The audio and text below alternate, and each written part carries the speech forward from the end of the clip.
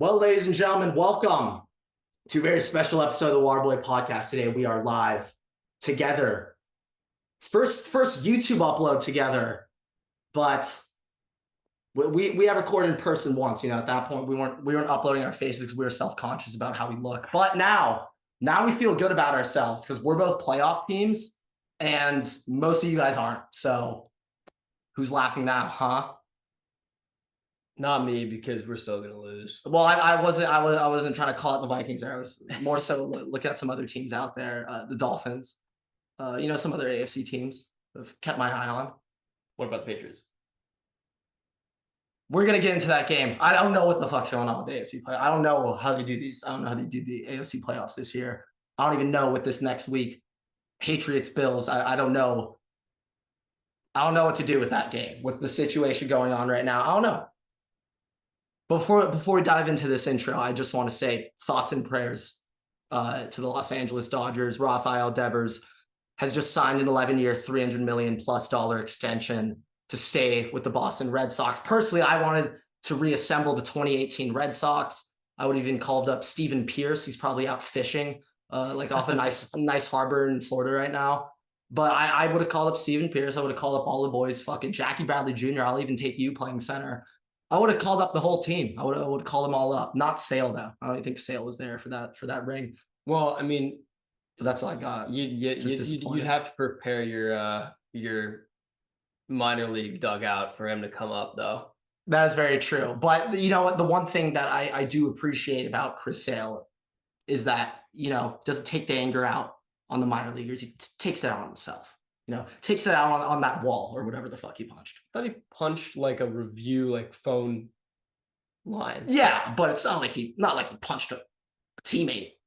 No. You get them a mannequin. Oh, well, speaking of punching people, did you hear Ja Morant apparently was playing pickup basketball with a teenager, and the teenager got mad, threw a ball in Ja's face, and then Ja put his chin on the dude's shoulder and asked his friend, should I do it to him? Said yes, and then he clocked him in the fucking face.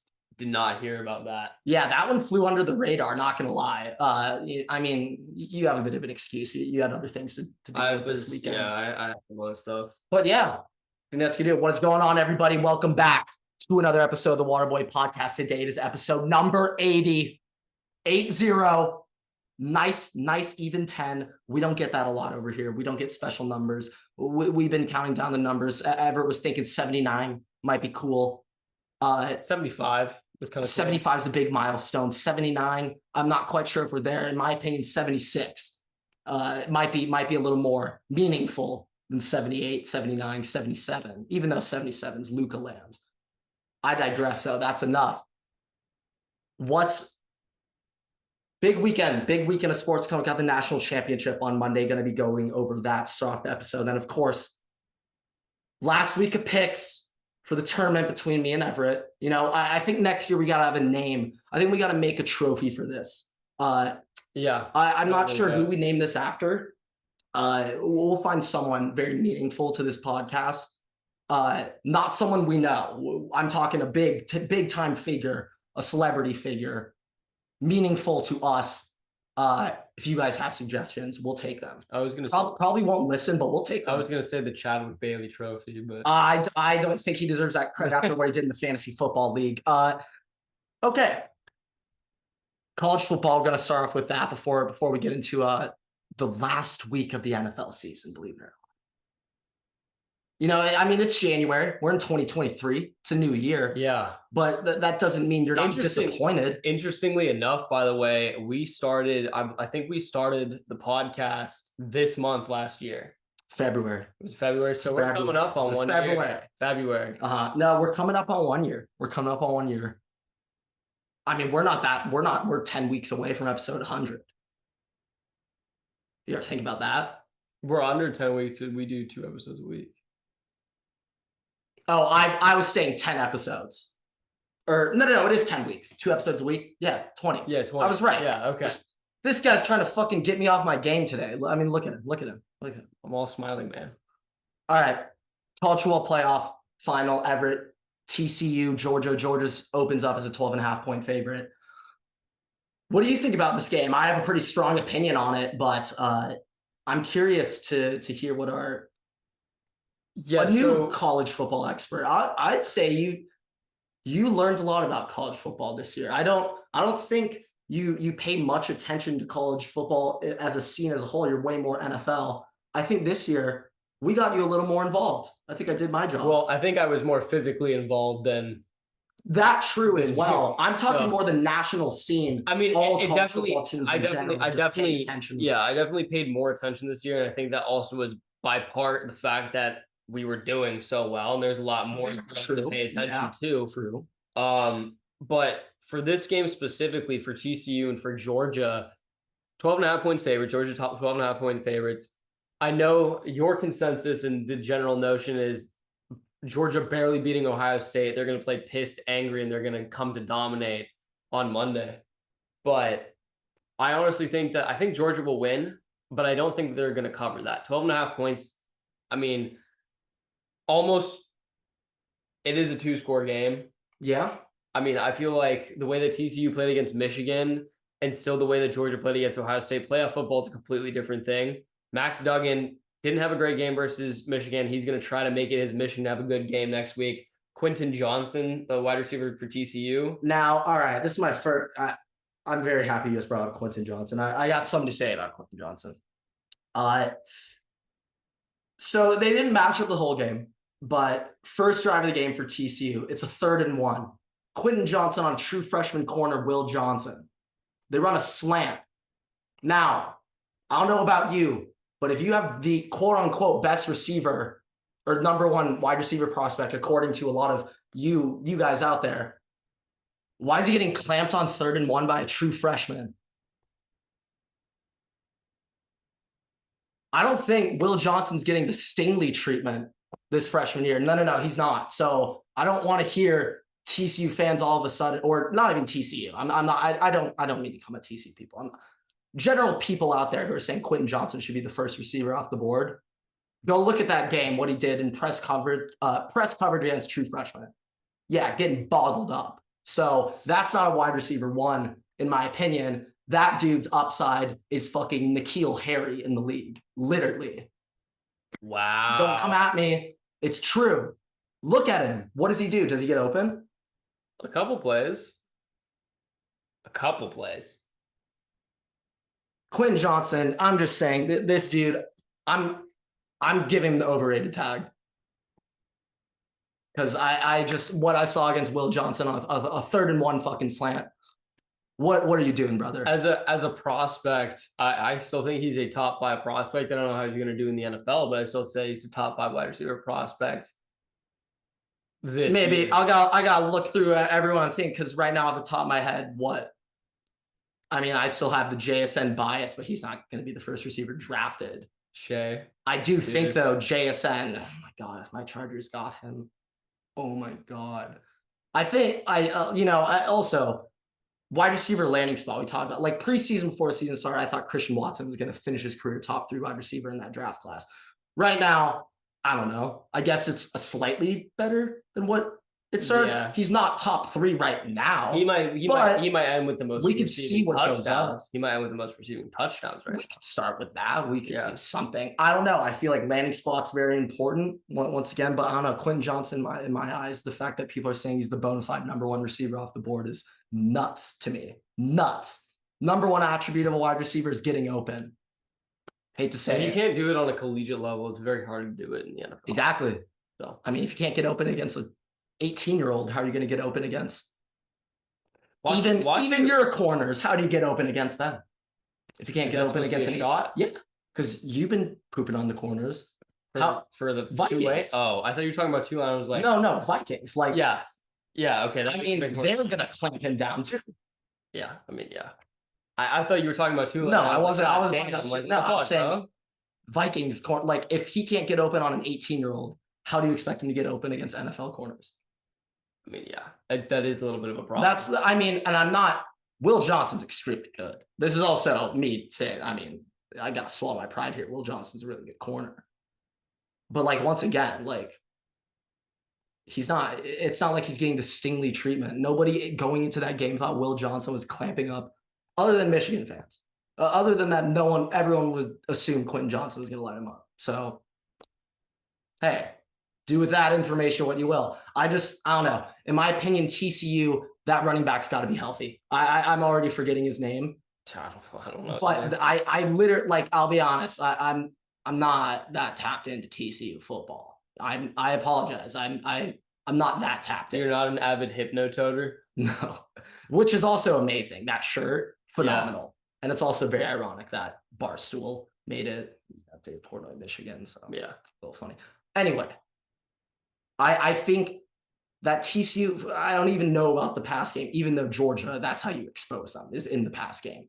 Although Ohio State did a very good job running against them, though, which is not good for Georgia's confidence going into this game. I would say to a degree they did. I think there were many running plays where Ohio State was just, I mean, more so on the running back. I don't think the blocking was that bad, believe it or not. Like, I was shitting on these Donovan Jackson all year. I didn't see like the line struggle that hard. Ironically, arguably the worst lineman might have been Paris, who's going to be the first tackle off the board. There was one sack that he gave to a true freshman that I've never seen him get beat off the ball like that. He literally, ball snap, the dude's already power rush, speed, all of it done. Boom, Paris on his ass, sack. I've never seen that man get bulldozed like that. And in this game, I don't know what Georgia's really game plan is. I'm not sure if they're trying to pressure Duggan. I'm not really sure if that's because Ohio State, they had trouble getting pressure. And this year, they don't really have that number one pass rusher. They don't quite have that Trayvon Walker. Nolan Smith is out for the year. He was their edge. Once again, remember, Georgia doesn't have a player with more than 3 sacks this year. They don't have a single player with more than 3 sacks. Well, maybe after that game. Also, keep in mind, though, interesting. They don't have a player. They don't have a player over 3 sacks this season. TCU had a player get 3 sacks in last game alone. You know, that's another point to think of. And Ohio State, they got a little. They got Stetson once or twice. I think they sacked him once or twice. Overall, that game though, the quarterbacks were a lot. They were given time to throw and operate, and so TCU, I think they could. I think they can pass block against Georgia. And one key that I was really paying attention to going into the Ohio State-Georgia game, I was hearing this from a lot of Ohio State people, even some Georgia fans that were actually being honest. When Georgia subs out Trayvon Walker, they take out their 1s, bring in their 2s, they get gashed. So they get gashed. Sub out Trayvon Walker. So when they do D-line subs, Trayvon Walker? Not Trayvon. Oh, fuck. God damn it. Jalen Carter. When they take out Jalen Carter and they take out their 1s and they put in their 2s, those, like, they don't quite have the depth, and those 1s get gassed quick. And so Ohio State, when I was watching, every single time you see Jalen Carter on like a 6 or 7 snap inside zone right to him, then he gets pulled out, another inside zone right to the new guy who's filling in for. Like, you attack them when you have them tired, when they're not giving, like, defense players, you physically cannot go 100% every play. So you got to take advantage when they're tired, gash them in the run game. TCU was able to gash Michigan in the run game. They were able to do that. I'm not counting that out. And Max Duggan also picked up a lot of big yards on the ground. They're going to have to do it in the air too, though. I'm not sure if they're going to be able to put up 50 on Georgia without a passing offense. And I do think there are holes in that Georgia secondary that was shown in the Ohio State game. Keely Ringo was getting beat by Julian Fleming. Now, I know you guys don't know who Julian Fleming is. God, no, I don't expect you to. But Keely Ringo was not the lockdown corner everyone was saying he's going to be. I mean, I don't think there is a lockdown corner this year. In my opinion, Clark Phillips might be him, but he's not going to be the first corner off the board. Keely might go top 10, and I'm not really sure where he's going to go with that. I don't think that he's going top 10. Now, I'm not saying Keely's like god awful. I think people are like saying that he's going to be a top 5 corner in this, or top 5 player drafted. No. Like, I think he's getting a lot of hype, which carried on from the preseason. I also think that the reason why he's getting that hype is because there's no consensus top corner this year. So considering what he's done this year, they're like, oh yeah, for sure. But at that point, you also have to look at like what teams are going to think if you're looking at the NFL. Like, he might be the best corner in the draft, but that does not mean he's a top 5 player. People are not going to draft him just because he's a corner at 5. Like, No, I know. I'm not saying that's what's going to happen. I've just been hearing that a lot. I just think it's nuts. Those people who, by the way, those are the same people that are telling us on our TikToks that we don't know football at all. It's okay. It's no. Keep thinking that, please. Trust me. I mean, it's interaction. I just want you guys to know, by hating on the videos, you're helping us. So keep it coming. Anyway, okay. I digress. Like one thing that I was thinking about in terms of Georgia also is Stetson is that guy. It's like Stetson, if he needs to pick up a first down on his feet, he's doing it. He's going to get those yards. I'm not really sure how to attack the Georgia defense. I'm not sure Darnell Washington will be healthy for this game either. But in my opinion, Ohio State did a very good job containing Brock Bowers, containing that run game to their best degree. And then they let A.D. Mitchell go loose. But I think that is a better formula for that defense. My big concern right now too also is TCU let up so many yards, especially in the second half, to Michigan's passing attack, which had not been good for a majority of this year. Like, they've been a run heavy team, and that's kind of scary when you bring in Brock Bowers, when you bring in like everything that Georgia. In my opinion, I don't know what it is, but I've never seen so many one-on-one coverages in college football this year with leads. I don't understand why D coordinators are calling cover zeros on fucking with double-digit leads. Why are you running? Why do you not have safeties on the field? Why are you putting your guys one-on-one with their receivers? I don't understand. Ohio State was doing it with Georgia. Ohio State did it with Michigan. TCU did it with Michigan. Fuck it, Michigan probably did it with TCU. Well, they weren't ever ahead. But it's like, I don't understand what the D coordinators are doing. And we could even, well, actually, when USC, when USC played Tulane, I think they were in prevent, and that's why Pratt was able to scramble every single play. Mm-hmm. So you can thank Alex Grinch for that. Shit. So, well, maybe the prevent isn't the right idea. This is probably why I'm not a defensive coordinator, but still be better than the Alex. I just don't like one-on-ones. I don't like one-on-ones. Still be better than Alex. I don't like putting your corners on islands. I'm not a fan. I don't like that. I don't think there's a corner in college football who can be left on an island this season. I don't necessarily think that's fair though. Like, I think in order to actually win some games, like, you have to have a mix of playing zone, playing off man, and then playing on man, playing press. Playing but it's like they're up and it's blitz, cover zero, and then the safeties come up. Well, the safeties are playing deep, but they just you need to play like cover 3. I've just never seen it. Or you need to play 2 safeties. Again, cover 3. I'm not a big fan because the corners are still on islands. That's why I'm saying. But then you have they're on islands, but then you have safety help. You have one. Yeah. Ohio State's cover 3, one high, the 2 corners are the outside zones, outside deep thirds. One safety gets center third. They're still it's one-on-one. Run like cover 2. If they run a streak, it's one-on-one. You know what I'm saying? Run cover 2 though, but it's one-on-one. Ohio State with the 10-yard back. I don't think we have a cover 2. Honestly, it doesn't exist. Honestly don't think we do. Anyway, I'm not here to talk about Ohio State. Season's over. Georgia's probably okay. Let's say this. For TCU to win this game, they gotta score first. Okay, they cannot go down this game. They go down this game, that's when it steamrolls. That's when the Georgia defense can start messing with you and doing what they want on defense. That's when they can start blitzing you. That's when they can. Okay, when Georgia brings pressure, it works. Well, yeah, because look at who they have on their fucking D. No. My thing though is like, how to say it when we bring pressure. I mean, it's like a 20% hit rate. I'm not sure how successful it is. Okay, last little point though. We've been going. This is the natty though. I guess it deserves its time. I mean, this is the end of college football for this year. Actually, no. We have our award show next week. Yes, we do. We have an award show. We do. We have our college football award show. We're giving out awards. The most prestigious award show in college football, actually, where our awards are more not quite Heisman, but the Waterboy Player of the Year is more prestigious than the Maxwell Award, 100%. The Waterboy Player of the Year, way more prestigious than the Maxwell Player of the Year. Hence, it's probably going to Tajay Spears. But okay. Man, I mean, You think TCU is going to cover this? I do. In my opinion, Georgia might win this game like 42-20. You think it's just going to be a blowout?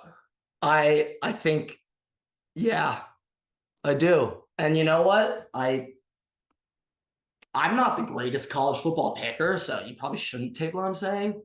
But it's just after seeing how those teams played, like TCU, how they came out and just punched Michigan in the mouth. Georgia, that was their biggest test of the season. They passed. I think the beast just got woken up. I think Georgia actually might go in there and stand. Like I said, I think that Georgia's going to win. I don't think that it's going to be like it might not be a hard fought win, but I don't think that they're going to win by. I think it could be 10. It could be 9. Like I think that it's still going to be like under that 14-point threshold. I'll go 42-20. I'll say the safest bet is the over. I can agree with that. I'd say the safest bet is the over. The water boy lock. Over. I don't even know what the line is, but give me it.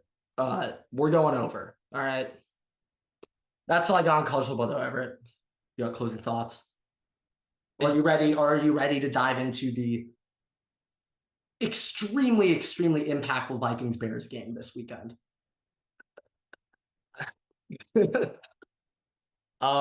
I don't really think that there's any much more like to say about college football. Like you said, this is going to be the end of it. We have our award ceremony next week. It's gonna be a big show. Big show. Make sure to tune in. It will be on Tuesday. Actually, right after it'll be right after the game. Yeah, it will be. We'll be recording. It will be after the Natty. I think after the Natty. Yeah, we'll get the Natty recap as well. But okay, on to the NFL. Everett. Interesting week of picks. I went 13-2 last week, guys. Yeah, I did not. So I mean, who the hell are you calling a guy that doesn't know football? I still read it. Smartest football minds on earth. Read it and weep. 13-2. Respect on my name. I'm now 157-98 on the year. I haven't even had 100 incorrect picks yet, and we're in the last week of the season. 61.6% pick on the season. You know, I'm not trying to brag, but I am. So, yeah. I'm 149-107. I went 9-6 last week. You're 58% on the year, though. 58%. Still pretty impressive. 62 rounded up. Those are numbies. You know, if you told me preseason, I would have expected like a 50, 51, 52, 53%. You know, I didn't think I'd go negative. Didn't think I'd go sub 500. And we have done this, by the way, since week 1. Yeah, we've picked every single game this year. We don't skip. We don't skip games. I've seen other people online posting their picks, and they have less amount of picks as me, so they don't pick every game. We pick that's a little interesting. Why are you picking every game? Every single game. We pick every single game. Pick every game. We've done it since week 1, and we are both over 50%. By March. Over 6. You're over 58, 60. You round me up, I'm at 60% too. I mean, hey. You round me down, I'm at 50% too. Wait, what can we say? Yeah. But 60%, that's winners right there. Okay. Never say we don't know football. Come on now. Yeah, come on. Just a little bit. Everything. Just a little bit. Okay. All right, Everett. Why don't you do us the honors of announcing the games this week? Thank you. I did lose. I'll take it in stride. I'll be back next year, ready to beat his ass. Everett, I'm looking at these numbers. I have a 9-game lead over you right now with 16 games next week. If you go 9 difference, we have to have 9. I'm not doing this math right now. No. Semester hasn't started. Not the time for that. You guys do the math there. You tell us what the records have to be for him to beat me.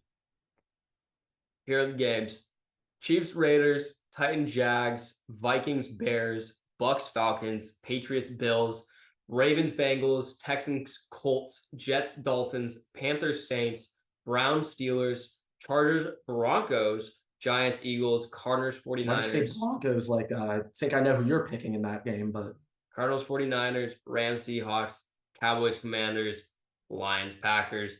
A lot of playoff implications this week. yep. So playoff games that I'm just looking at the top of my head there: Titans, Jags, Patriots, Bills, which we'll see. I guess Vikings, Bears, technically. Ravens, Bengals, Jets, Dolphins, Browns, Steelers. Steelers can still make it. Chargers, Broncos. Well, yeah, Chargers still. Giants, Eagles. If Eagles lose this, the Cowboys are the 1 seed. Yep. So yeah, Cardinals, 49ers for seeding. to a degree. Seahawks gotta win. yet. Cowboys have one nothing seed. to play for. No, well, they can 1 play for the seed. 1 seed. Goddamn. They can play for the 1 I just seed. said that. I forgot already. Yeah. Yeah, probably why I'm not the smartest football mind in the world. And then Lions, Packers, of course, win and get in. So we got 2 win and get ins, and then multiple other playoff implications. But we got a lot of meaningless games. And as a Chargers fan, I feel you guys. I know what it's like to play some meaningless games right now. I mean, last year for Week 18, we're not going to talk about that one. But That was a meaningful game. no, it was. But I know what it's Not like. Brandon Staley though. I just know what it's like to have meaningless games in January, and for that, I'm sorry. I'm sorry for you guys. It sucks. But hey, there's one more week of football. You don't get to watch your favorite team play again for another 8-9 months. You got to take it all in. You got to take it all in. Rain or shine, you got to watch it all. Blizzard. That too. I kind of forgot it's winter. It's probably snowing more than raining. But okay, Everett. Let's see the picks. Chiefs, Jaguars, Vikings, Bucks, Bills, Bengals, Colts, Dolphins, Panthers, Steelers, Chargers, Eagles, 49ers, Seahawks, Cowboys, Lions. Now, I'm proud of you for picking my team, because I'm going to be honest, I don't know about this one. Like, okay. That makes me feel even better. You asked me 2-3 weeks ago, Nathaniel Hackett. But last week, the Broncos had an offense. They looked like a legitimate team. They didn't look like a JV squad. I'll quickly go over Chargers Broncos. I don't really have much to say about the Chargers. Like, I cannot believe they're actually the 5 seed right now. Going back to that Dolphins game about a month ago or so, maybe 5 weeks ago. A week ago. Not quite. About a week ago was we played the fucking Rams. So who cared about that one? I don't know. The Chargers have won 4 straight now, so they're clicking late. They're getting guys back. Slater might be returning too for the playoffs after Is he your kicker tackle? Oh, Rashawn Slater. And if we get Rashawn, now this is the thing, Jamari Salyer. I've been talking about a lot this year. I've been giving him a lot of props. Georgia guy too. I'm giving the Georgia guy props.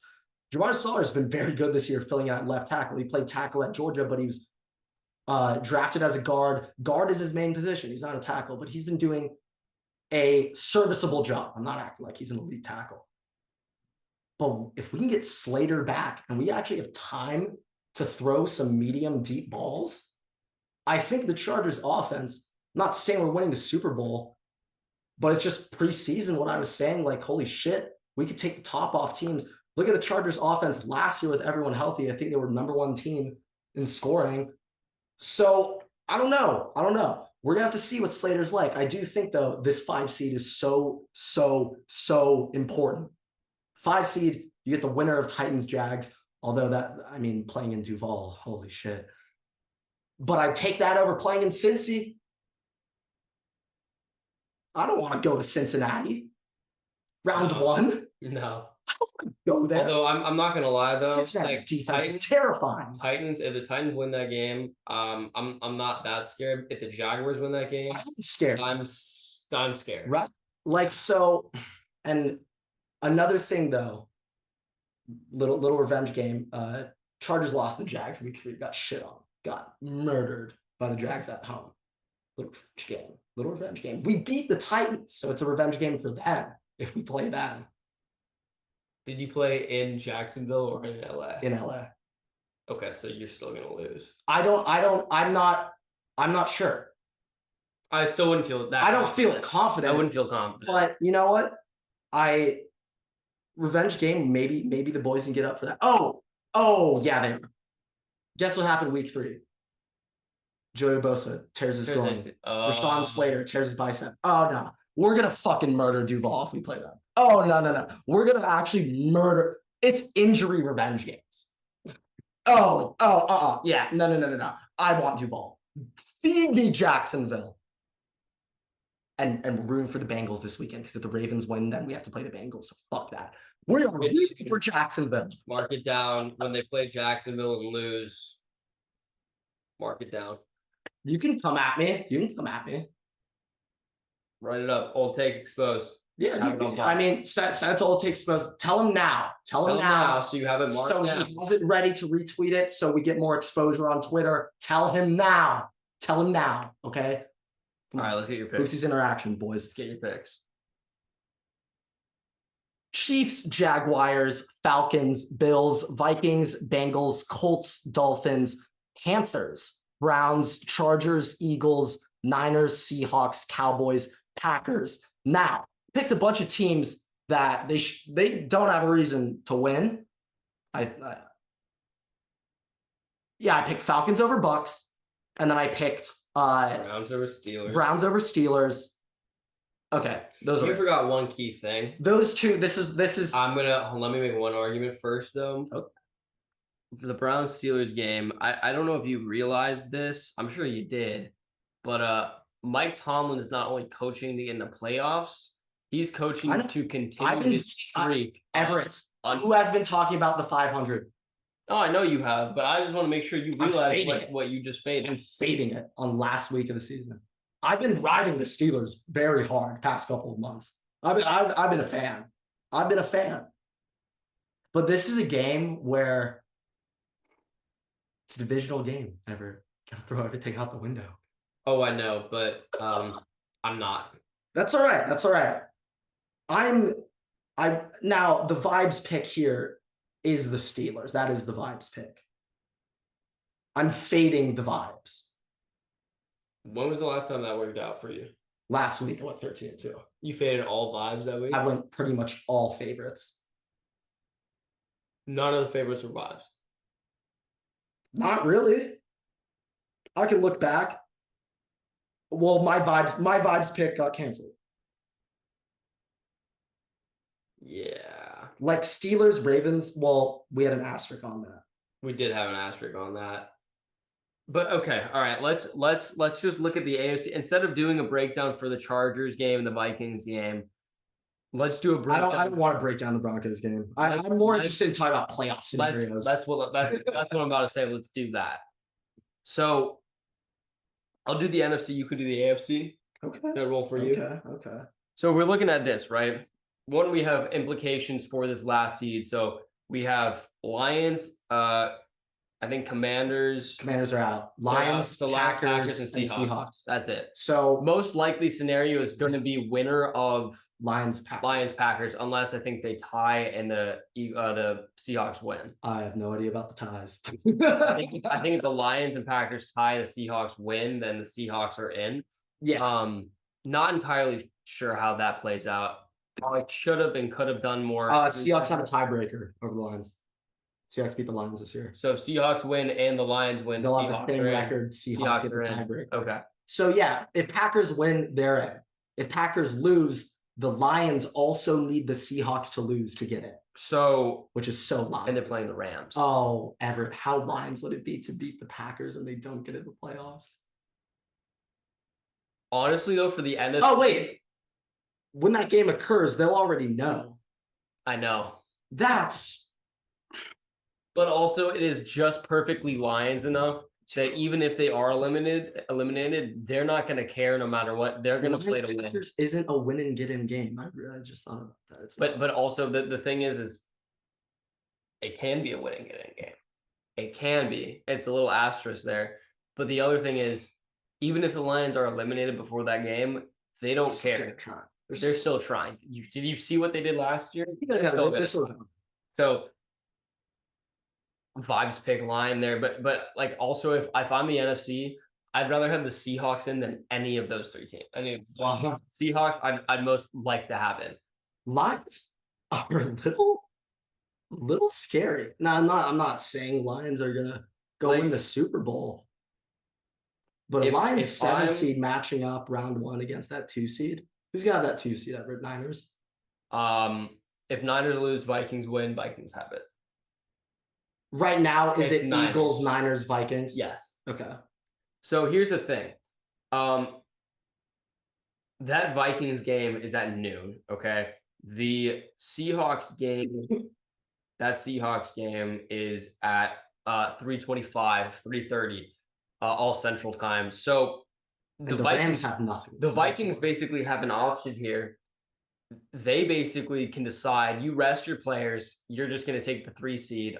Justin Fields not playing, so you could still rest your players and still win. That's a possibility. It is a possibility. Though, but if the Bears win, do the Vikings drop? If the Bears win, do their draft picks drop? Yes, the draft picks drop. So you're winning. So you're winning. If the Vikings win, right? Hopefully they're going to rest their starters. Not worry about that. Justin Jefferson hopefully will still break the record with all that. Doesn't matter. They have to play. Yeah. Yeah. So now you're basically going at if you can get the 2 seed over the 49ers, right? You're praying to God Seahawks win and Lions win. So that way you're playing the Seahawks round 1 at home. Seahawks Niners though. Seahawks Niners, that's a division game though. So throw everything out the window. It's the same thing with the Rams and 49ers. No, but I think if I'm the Niners, give me the Lions. Yeah, no, give me the Packers. Give me the Packers. But if you're the Vikings, give me the Seahawks. You don't want to play either of those two teams. True. You don't play the question now is everything's basically set. You have the 1 seed debate between the Cowboys and the Eagles, right? The only other big debate is going to be it's what inter-division game is going to be a playoff game. Is it going to be 49ers Seahawks, or is it going to be Vikings and Packers or Lions? Those are 2 very possible scenarios. It's obviously possible that it flips. It's going to be like Packers 49ers, right? Like all that's possible. But we're looking at a possibility of having multiple scenarios where there's going to be a inter-division game in the playoffs, and our rule is throw everything out the fucking window. I just have this theory that divisional teams, they know each other. Like that's an extra step of motivation in you just because you know how they play and you have a lot of tape and film on them. You know a lot about those teams. Hey, sue me for saying this, for assuming this, but I'd go out on a limb and say most coaches, the main teams they scout are their divisional opponents. I don't know if that's a crazy claim. I agree with that. I don't know if it's crazy, but they play them twice a year. I just think Pete Carroll knows a lot about Kyle Shanahan, and Kyle Shanahan knows a lot about Pete Carroll. And I hate divisional games. I also feel like especially for home teams. There's a lot more respect in between divisions than there is interconference. 100%. And the planning, the knowledge that goes into those is it's like the whole mentality, that week of practice going to that game is way different for a divisional opponent. It's completely different. And so I just feel like because of that, it kind of helps the away teams. It helps the upset get pulled off. The stadium's way better. There's that. You're used to traveling. You have a routine on how to travel there. You have a routine for everything. Are you staying in the same hotel that you probably stayed in earlier that year? There's multiple things to have that comfort level. A little. Yeah, that's the best word. A little comfort factor for those divisional games. So that's what I'm thinking. Like Chargers, that's this Broncos game, a little up for debate. I know you were thinking Bears might win, but if they win, that'd be the worst thing to happen to that franchise. So they're gonna lose. Yeah. Well, yeah. Like I was hearing this out. If you're the Bears, after the way that Bryce Young, CJ Stroud, Bucket, even Duggan, how all these guys, even Stetson, all these guys, how they played, I think quarterbacks are going 1-2 this year. And I think the Bears can trade down from 2 and get a lot solid haul. I could see that. That's definitely a possibility. Because I'm not quite sure who the trade targets are. Maybe Big Cat was saying Will Anderson. Big Cat's idea was Bears have the 2 pick, Raiders have the 9 pick, little flip-flop, give Davante Adams to the Bears. You guys get your franchise quarterback. We'll go our separate ways. I mean, he also is a Bears fan. I know. But I do like the Raiders would do that. But I do like that idea.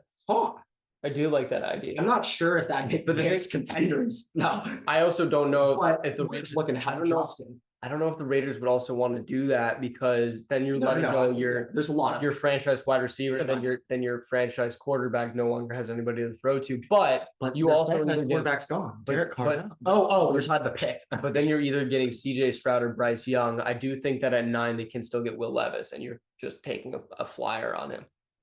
The Bears? Well, the Raiders at 9. If they feel Will Levis has got to be. I don't even think he's the top 5 prospect right now. I'll be honest. I don't think Bryce Young and CJ Stroud are like that amazing NFL prospects, to be completely honest. I don't know. We'll see. You're just waiting for next year. Caleb's just waiting for next year. Caleb, Drake May, that quarterback class is going to be wild. Yeah, I also just want to interrupt here. If you guys are hearing random noises in the background, that would be our intern is currently lifting weights. Yeah, our intern over there, he has a lot of body image problems, and he's hitting it right now. And we're supporting him through that journey. And just disregard the noise. He's going at it right now. Dude, he's going ham. Yeah, he's going nuts. He's going 20x. He's going into it. Waterboy analytics. Yeah, I know exactly. I do think, though, with some of these other playoff implications, it's very interesting how they just set this up. I do think it is slightly horseshit that this Titans-Jags game is on Saturday night. Yeah, the Jags have short rest for this game, but also the winner of that game will have additional rest going into next week. Yeah, which is not good for you guys. Yeah. I don't know. NFL scheduling, it's just like that. That's literally giving a team an advantage. But the only reason that it's scheduled that way is because college football is no longer. No, I know, but something I was thinking about. It's bullshit. Some teams get short rest, some teams get long rest. College, I understand the games are randomly scheduled. You'll have some Friday games here and there. I understand. But for the NFL, in my opinion, there should be no Thursday or Monday night football. Every game is played on Sunday.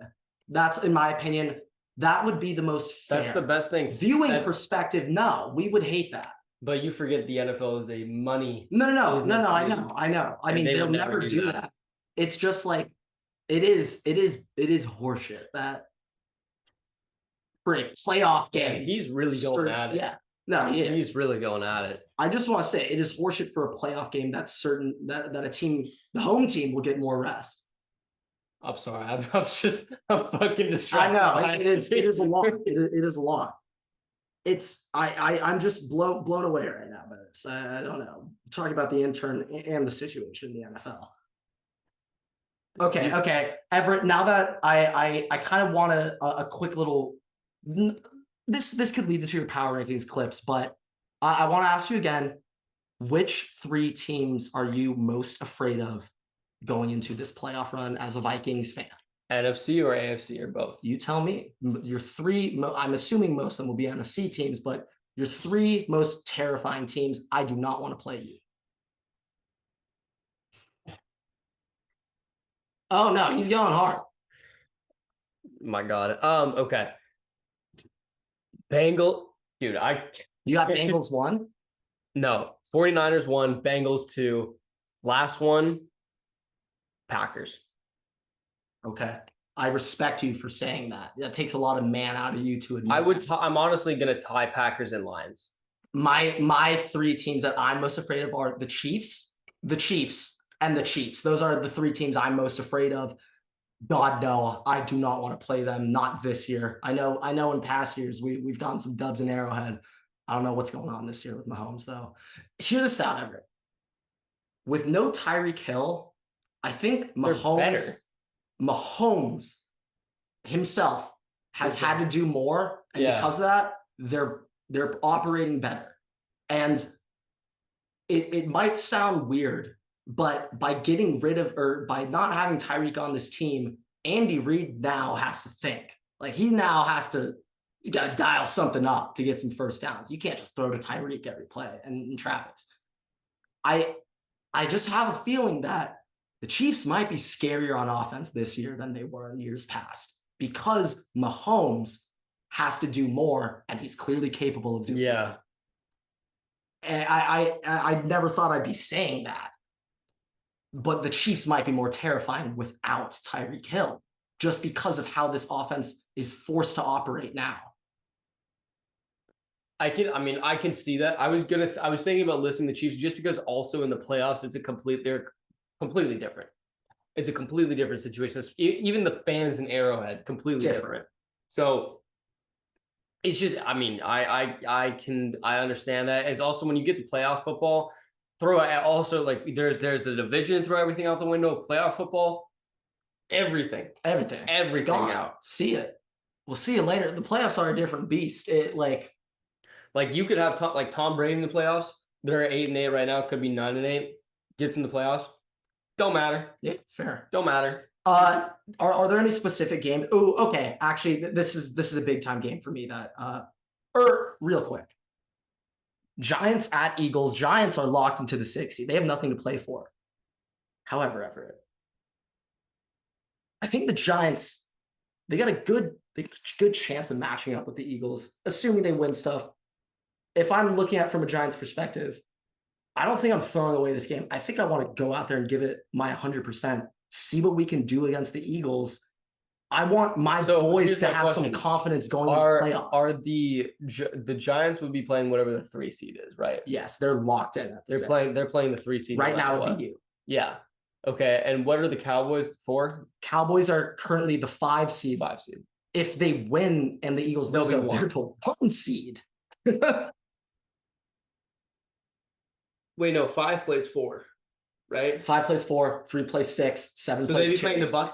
All right, so here's the thing. The Cowboys Bucks winning that. But last year, okay? Last year, Bucks are 4 right now, and I think they're locked into 4, assuming they win.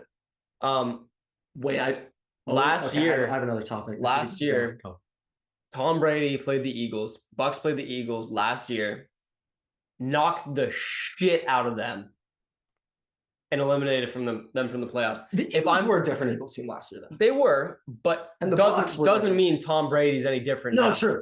Damn right. True. If I'm the Giants, I don't give a shit that I have nothing to play for seeding wise. I'm playing to knock out the perennial Super Bowl favorite from the 1 seed, giving them the hardest matchup they can possibly get, which is fucking Tom Brady for them, and seeing how they can handle that. If I'm the Giants, I'll play confident. I'll just see whoever I can get at the 3 seed, right? Might be traveling back to Minnesota, see if I can get a revenge game. If I can get the Eagles to get knocked out round 1. You played the Giants this year, right? Yeah. If I can see the Eagles get knocked out round 1, so much easier for me. And even if I get knocked out round 1 too, I don't care because the fucking Eagles got eliminated. What? Fair enough. This is something that I just thought about. It stemmed from an earlier argument. If you're the 49ers, would you rather have Jimmy Garoppolo or Tom Brady next year? Everett, I want you to power rank all of the quarterbacks in the NFC for this playoff run, because I think we know who the best is. It's so many quarterbacks. I need a list. I can't go off the top of my fucking head. Okay.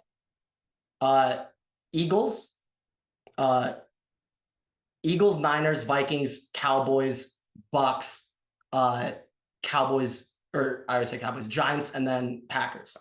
I think we know who the top 2 are. Tom Brady, and then if the Packers make it, Aaron Rodgers will be too. Okay, thank you. Otherwise, if the Packers don't make it, Jalen Hurts probably is the second. Yeah, no, I agree. And fuck, I can even take an argument. Jalen Hurts is the best quarterback for this NFC for this run. I can take it. Playoff Jalen Hurts and regular season Jalen Hurts are 2 completely different. I never played them last year. Yeah, and got their fucking shit waxed. It's different though. We gotta see. I also think it's weird. I mean, wasn't his shoulder injury? No, that was not last year. No, this year. Yeah. But that makes my point even more valid. No, yeah, I'm very concerned about the health. Apparently, Lane Johnson is also still a little fucking picked up. So we'll see. We'll see how the Eagles go. I do think that makes it even more important. Tom Brady to knock him into the 4 seed.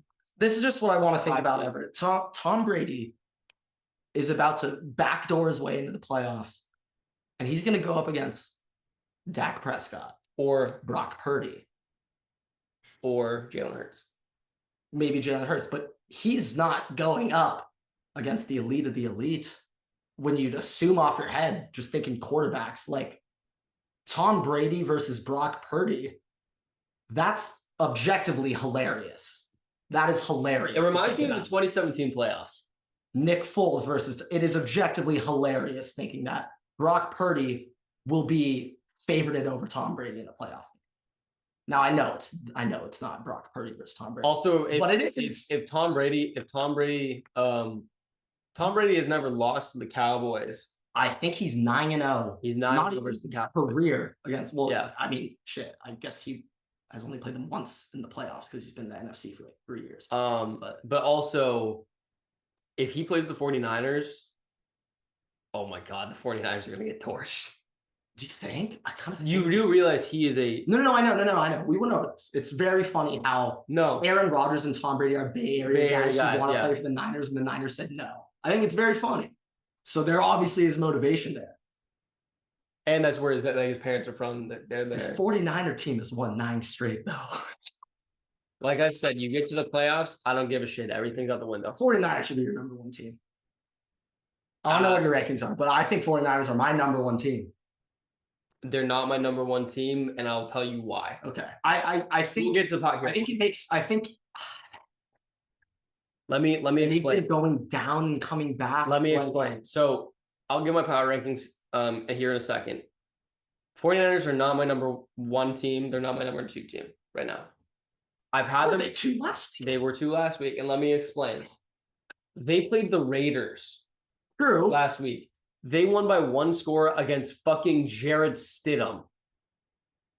I'm not going to have them going into this week acting as something. They did win, but if you're supposed to be a top 2 team in the league and you're playing the fucking Raiders that are disaster class, playing with now their backup quarterback starting, I understand Derek Carr has not been good, but even then, having win by 1 touchdown when you're about to be in the playoffs is a little bit concerning to me. Fair enough. I get where you're coming from. I understand that. Let me give my power rankings. Let me hear it. Wait, give me the other. No, power rankings first. Power rankings first. Here are my power rankings after week 17 of the 2023 NFL season, 2022 NFL season.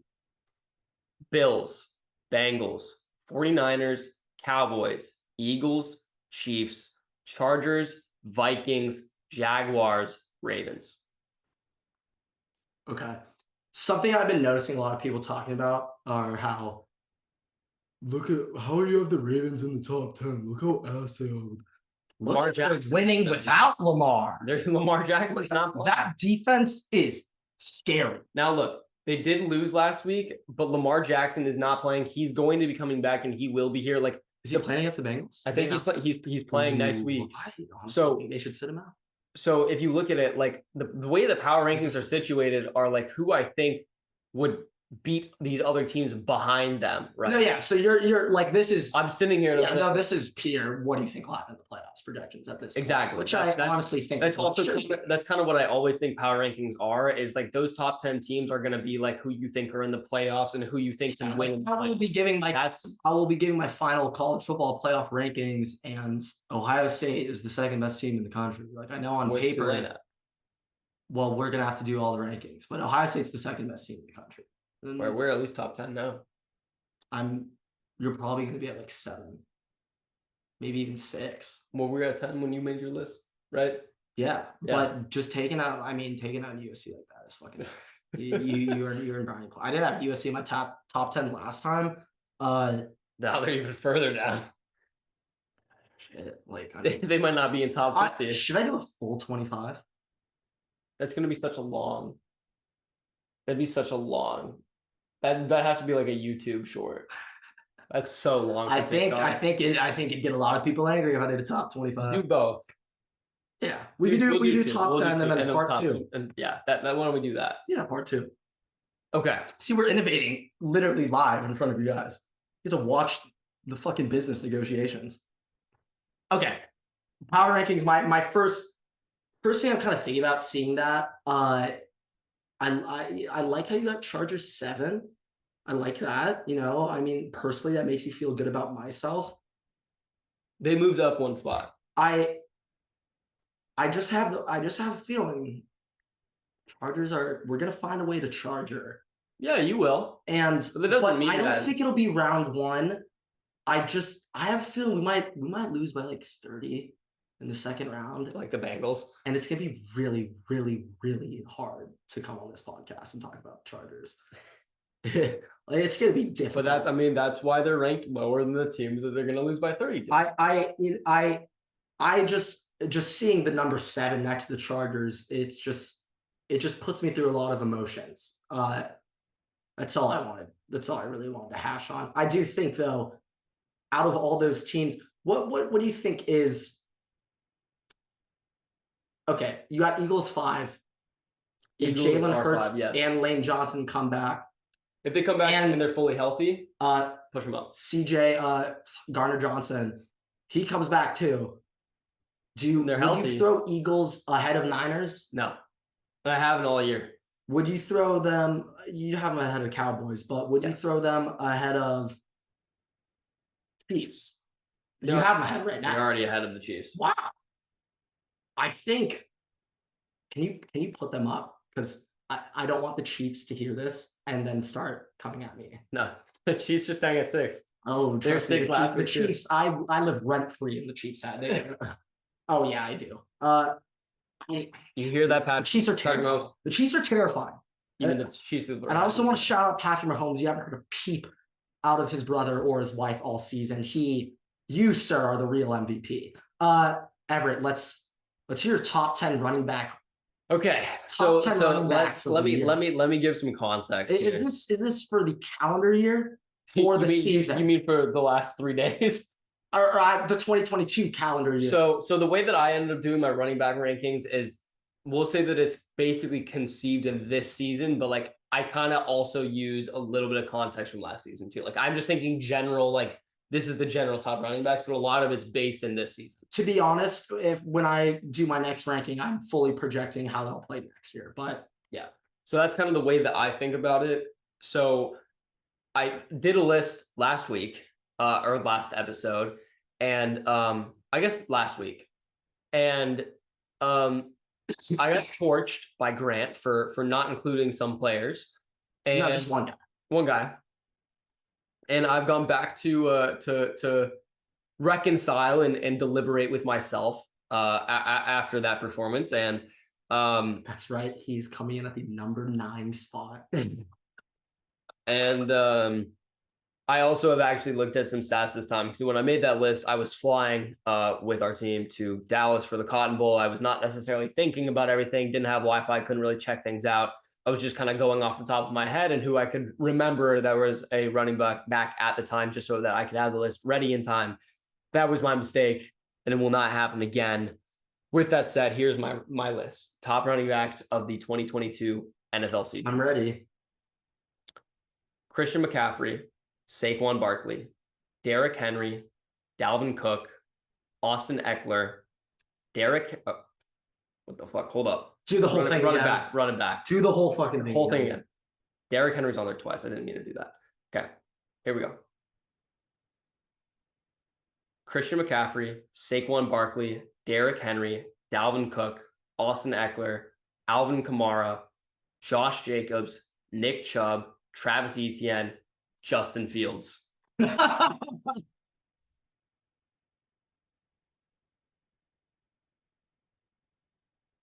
I think people might be a little shocked that Chubb is that low, but the Justin Fields 10 will redeem all of them.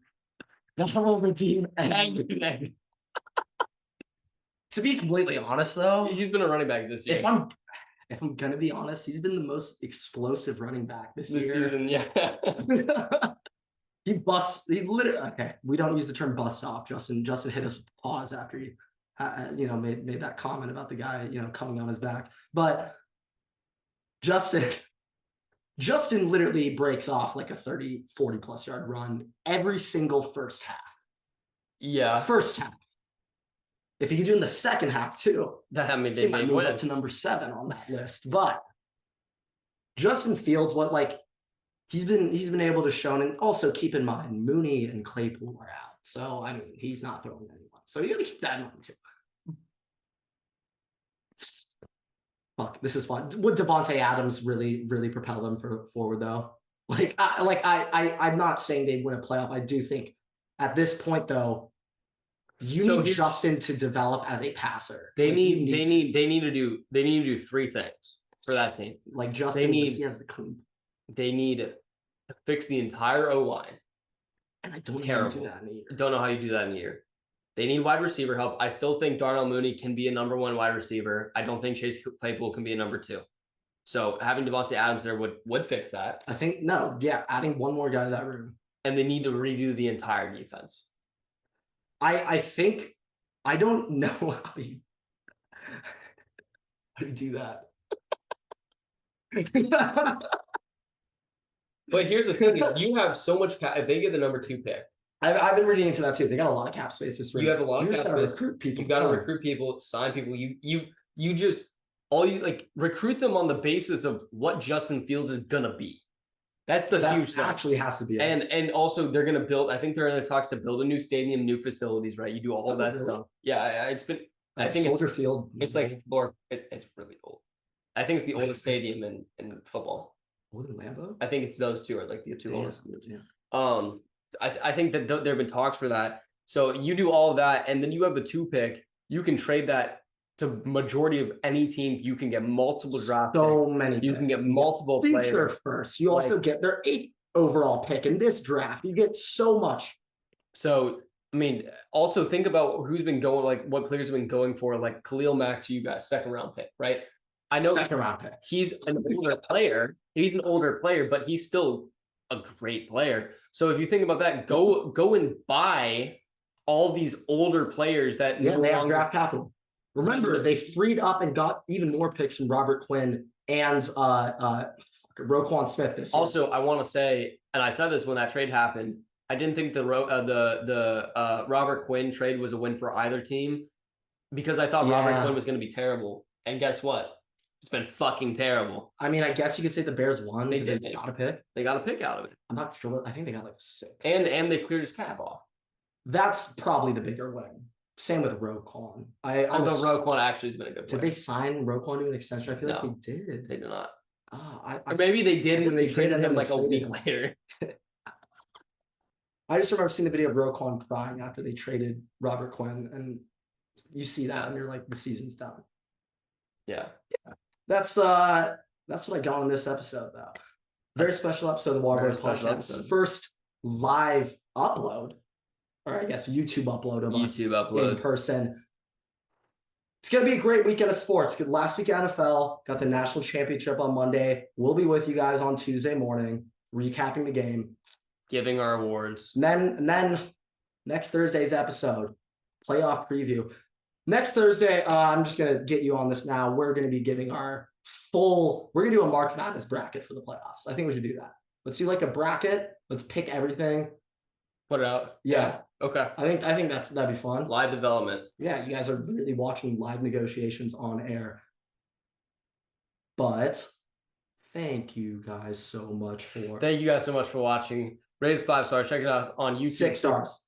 YouTube, TikTok, and on Twitter. Make sure to like and subscribe. Make sure to subscribe, guys. I think we're seeing upwards of 10,000 returning viewers like per week, and we have 200 subscribers. What is that horseshit? What is that Waterboy? I know people don't watch the whole episode all the way through. By all means, I don't care. But if you're watching this part of this episode and you haven't subscribed yet, fucking subscribe. You just watched an hour of this shit. What the fuck are you doing? And also, if you skipped to the end, just hear the outro, still subscribe. Also, if you just are here for whatever reason and you just watch our shorts and you're not subscribed, subscribe. And then subscribe on your school email too. You want double notifications when we upload. I want that phone notification, that iPod notification, and Apple Watch notification. Yeah, I want it all. Of course. I want it all. But with that, thank you guys so much for watching and listening. Rate us 6 stars on YouTube, TikTok, and on Twitter at WaterboyPod. And we will see you in the next episode. Waterboys out.